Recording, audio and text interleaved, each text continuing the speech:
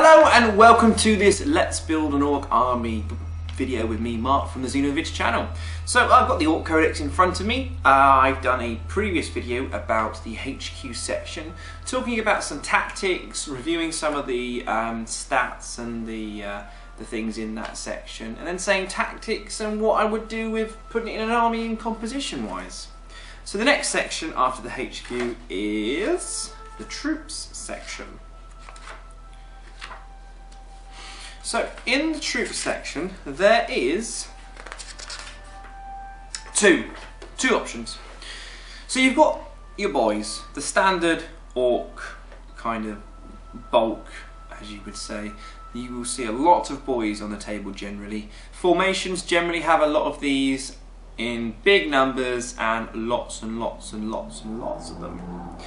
They are 60 points for a unit of 10, making them 6 points per model. You can have up to 30, which makes that unit 180 points without any upgrades.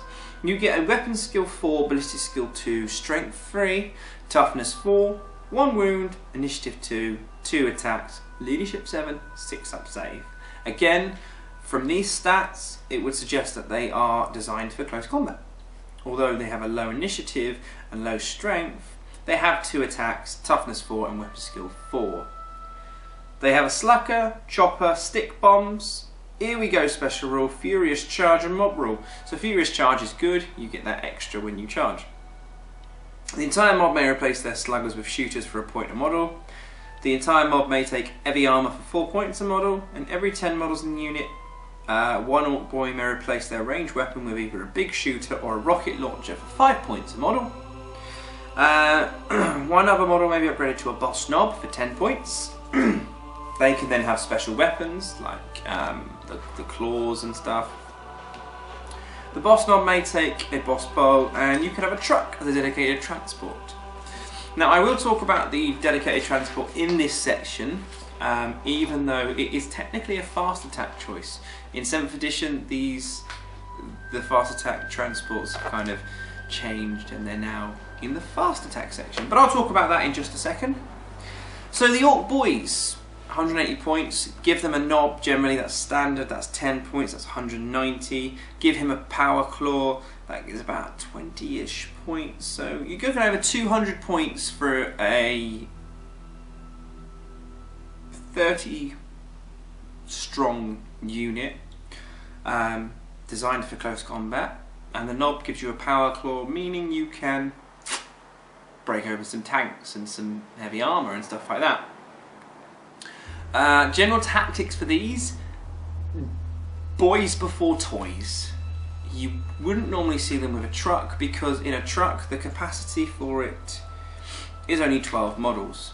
Now the truck itself is 30 points, ballistic skill 2, front, rear and side armour of 10, hull points 3, it's fast, open, topped and transport. Yes, it has 3 points, but being only armoured 10 and an open top, it's probably going to get blown up if you don't have turn 1. It has a big shooter, it has a ram's shackle special roll, roll a d6 each time a truck suffers a penetrating hit. On a roll of a 6, the truck only suffers a glancing hit instead. So a 1 in 6 chance of only getting a glancing hit, you cannot rely on that. You can only have 12 models, and you can replace the big shooter for a rocket launcher for free, and can have various upgrades. It is only 30 points, but a unit of 12 orcs, boys especially, it's useless. You usually see them in groups of 30. So if you want to completely blow your opponent's mind, get 5 units of those, 30-man squad with knobs, power claw, that's 150 models there, and that's just over 1,000 points. A lot of other things in here are quite cheap, and you could work around that. And then you have 5 large units, either swarm the opponent, or take objectives, or do whatever you really want with them, because it's that versatile. Not a lot of armies will have pure large blasts or small blasts in them. They will have to have these to take down half your army, but you will be at their lines within turn 2 or 3, especially if you warg. Me, on the other hand, my army list is going to be slightly different. There's going to be quite a lot of bikers. There's going to be a couple of trucks in there with different units from different sections, a war boss on a bike, and there's going to be different elements making up the list. And I'm going unbound and only having one unit of boys.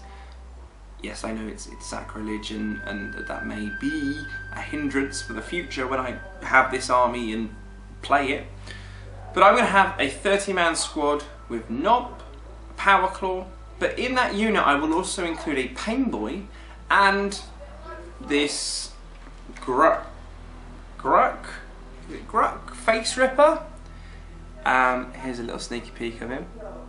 So this is Gruck Face Ripper. He is the model you got in the Assault on Storm Reach, Assault on something Reach, and that's what you got with him. And so I'm going to use him as his rules. He's kind of cool, and then that unit will be able to hold objectives, counter drop pods, assaults, be able to counter anything that comes in, like deep striking, like crisis teams and stuff, and be able to do some real damage to them. So my tactics for that is one unit of boys being able to be quite versatile. Generally you see 4 or 5 units of 30-man troops just going up the field with Pain Boys and Knobs and stuff like that.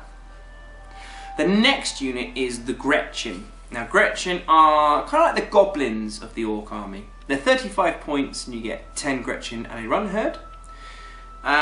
You can have up to 20 additional Gretchen at 3 points a model. You must take 1 additional run herd for every 10 additional Gretchen for 10 points a model. The Gretchen have a weapon skill and 2, ballistic skill 3, strength toughness 2, 1 wound, initiative 2, 1 attack, 5 up leadership, no save. The Runt Herd has a weapon skill 4, ballistic skill 2, strength 3, toughness 4, 1 wound, initiative 2, 2 attacks, leadership 7, 6 up save. The Gretchen has a Grot Blaster. The Grot Blaster itself is a 12-inch strength 3 assault 1 weapon. The Runt Herd has a Grabber Stick, Slugger and Stick Bombs. Any Runt Herd may replace their Grabber Stick with a Grot Prod. Any Runt Herd may take Squig Hound. So you have a unit of a cheap unit essentially, which is going to be half the price of an Orc Boys unit. Their weapons, 12 inch is never good. Never good.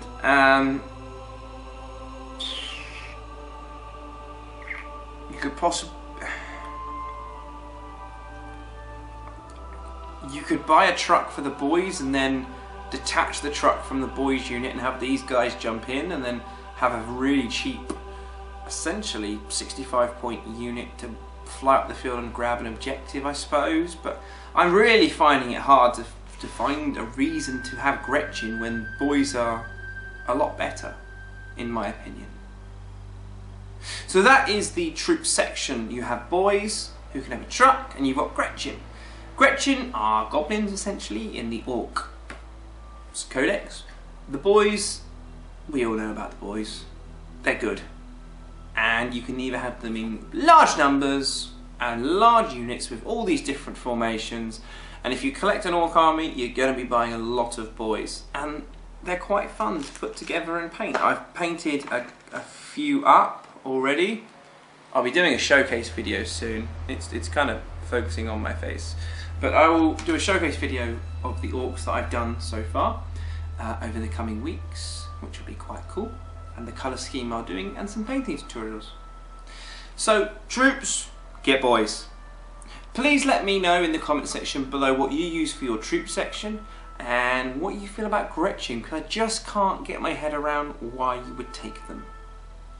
I've been Marc from the Xenovids channel. Thank you very much for watching. Stay tuned for the next section, which I think is the Elite section, in our Let's Build an Orc Army series.